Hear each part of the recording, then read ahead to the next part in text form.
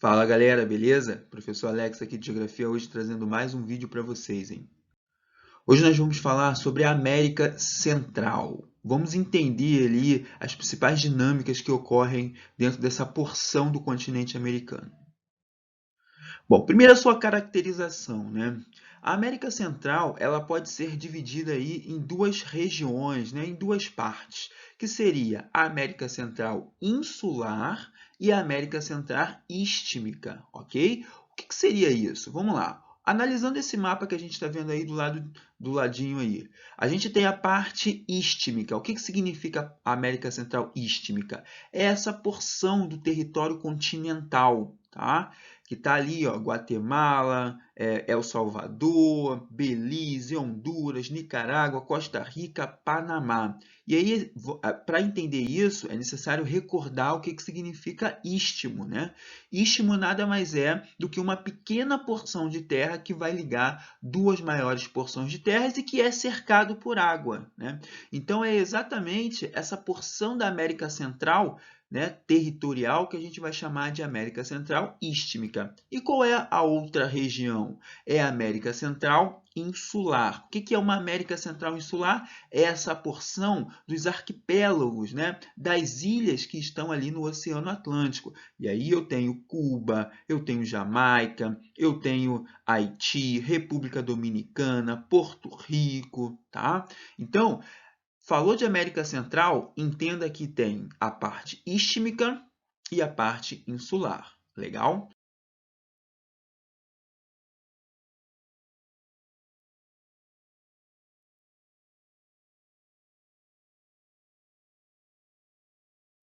A maioria dos países ali da América Central tiveram uma colonização espanhola, né? O Haiti foi o primeiro país a se tornar independente em 1804. Grande parte da economia dos países da América Central se concentra numa produção agrícola e que é voltado para abastecer o mercado externo.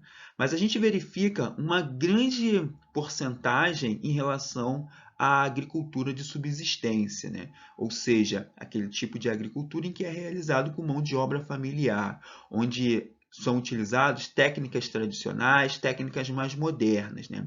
Isso a gente já vai entender como um processo, né, para fortalecer a economia interna desses países. Bom, a gente tem a exceção aí do Panamá, que é o país mais industrializado que a gente tem dentro da América Central. Claro que vai receber ajuda diretamente dos Estados Unidos para isso, tá? Outra característica é que os países vão apresentar uma baixa qualidade de vida. O IDH desses países, eles serão ruins. Claro que tem algumas exceções, né? Mas em sua maioria, os países vão ter uma dinâmica de vida que vão ser bem ruins, tá? A gente vai ter um predomínio da população rural, ou seja, grande parte da população dos países da América Central vivem dentro dos espaços rurais. E que, por sua vez, a economia ela também está muito voltada ali para rotas turísticas, justamente devido às suas belezas tropicais que a gente vai encontrar, de florestas tropicais a mares cristalinos, né? E aí existe uma região chamada de paraísos fiscais, que na verdade não é bem uma região, né? Fica ali localizado nas Bahamas, que é exatamente a questão do sigilo bancário que existe dentro das Bahamas.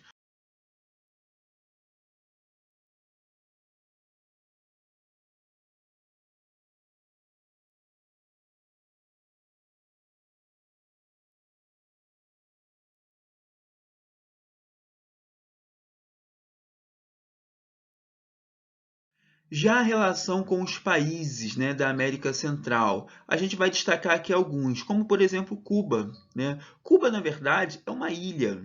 É uma ilha que teve uma colonização espanhola, mas que os Estados Unidos teve uma grande interferência, né, e que por sua vez vai conseguir retirar os espanhóis. Quando os Estados Unidos ele vai fazer essa interferência nesse conflito para retirar os espanhóis, ele vai estabelecer ali o Tratado de Paris, que seria exatamente um controle, né, que os Estados Unidos poderia ter sobre o território cubano. Desse Tratado de Paris vai surgir a Emenda Platt. A Emenda Platt, ela estabeleceu que os Estados Unidos poderiam interferir dentro do território cubano de maneira militar, né? E aí o Fulgêncio Batista, o coronel Fulgêncio Batista, é quem seria responsável por toda essa intervenção militar dentro do território cubano, né? Formando até uma base de Guantánamo. E aí vejam bem, a população cubana não ficou satisfeita com isso, né? E aí vai surgir alguns personagens dentro dessa história, que é o Fidel Castro, o Raul Castro e mais alguns, né? E aí eles vão tentar tomar o poder de Fulgêncio Batista, não vão conseguir, até que eles precisam ser exilados. No exílio, eles vão encontrar um outro líder revolucionário da América Latina, chamado de Che Guevara. E aí eles vão voltar ao território cubano, vão retirar o Fulgêncio Batista e vão assumir o poder de Cuba, promovendo assim a Revolução Cubana em 1959. A Revolução Cubana ela vai trazer uma série de transformações para Cuba, né? Como a nacionalização de terras, a reforma agrária, investimentos ligados ali à educação, à saúde e tudo mais. Claro que os Estados Unidos ele não vai deixar isso barato, né? Vai tentar retomar o poder, mas ele não vai conseguir tomar esse poder, até que ele vai estabelecer o famoso embargo econômico. O que seria esse embargo econômico, né? Os outros países que vão fazer relação com Cuba, né, ou que pretendem fazer relação com Cuba, eles precisam tomar cuidado, porque se você fizer relação com Cuba, você vai se tornar, entre aspas, né, um inimigo dos Estados Unidos, ou seja, os Estados Unidos repreenderia fortemente, através de sanções, os países que porventura quiseram ou que querem fazer essas relações e acordos comerciais com Cuba. Esse embargo econômico ele vigora até os dias de hoje, tá? Então, até hoje, em 2020, nós temos esse embargo econômico aí. Já em 1962, a gente vai ter o quê? O apoio da União Soviética. Lembrando que a gente estava passando por um contexto de Guerra Fria, por um momento de mundo bipolarizado, né? E aí, com medo de novas invasões, o Fidel Castro ele vai se aproximar do socialismo da União Soviética, né? E isso vai ser bem interessante porque vai gerar até um momento chamado aí de crise de mísseis, né? Durante a Guerra Fria.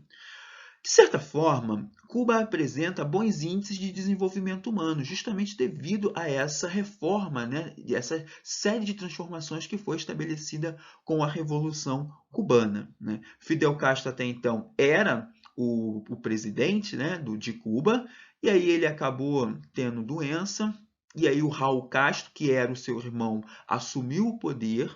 E aí, mais recentemente, a gente vai ter o Miguel Díaz-Canel, né, que é o atual presidente de Cuba. E o que é interessante é que ele é o primeiro presidente que foge dessa família Castro, né? Então, o Miguel Díaz-Canel ele não está ligado à família Castro, né?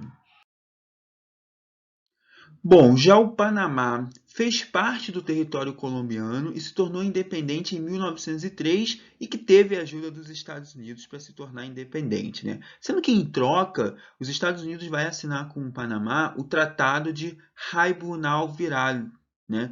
Esse tratado ele vai estabelecer a venda e a construção de um canal, que ele vai ficar conhecido como Canal do Panamá, que já estava sendo construído pelos franceses, né? Mas que não deu muito certo, a empresa faliu. Já tinham exemplos, né, de sucesso no Mediterrâneo, e aí trouxeram isso aqui para a América Central, a empresa francesa, mas isso não vai ter sucesso, né? E aí, quando o Panamá ele se torna independente com a ajuda dos Estados Unidos, ele vai ficar responsável aí, né, os norte-americanos, por estarem finalizando e construindo esse canal, né? E qual é a importância desse canal? Justamente para poder ligar o Oceano Atlântico com o Oceano Pacífico. Ele é fundamental para uma rota marítima, né? Exatamente para poder encurtar as distâncias.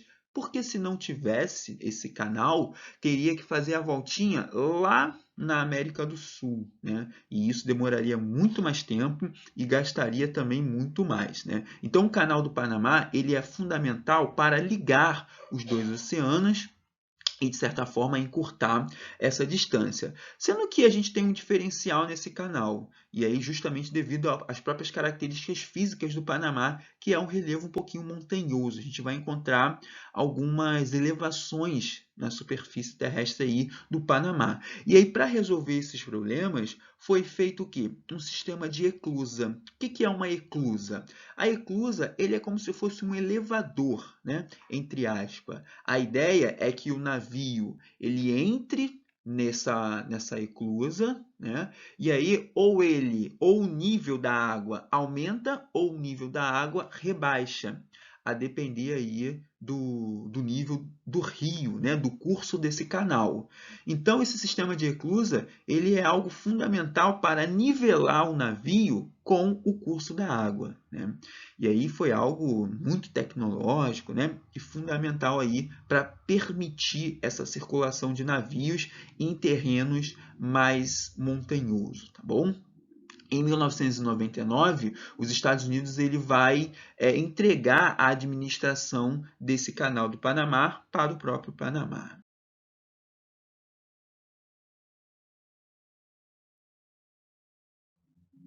Bom, já Porto Rico, que também vai ter uma colonização espanhola, mas que vai ser retirado pelos Estados Unidos na Guerra Hispano-América, né? Porto Rico atualmente é um território estadunidense, tem lá como idioma oficial o espanhol e o inglês também. Grande parte ali é de origem ameríndias, tá?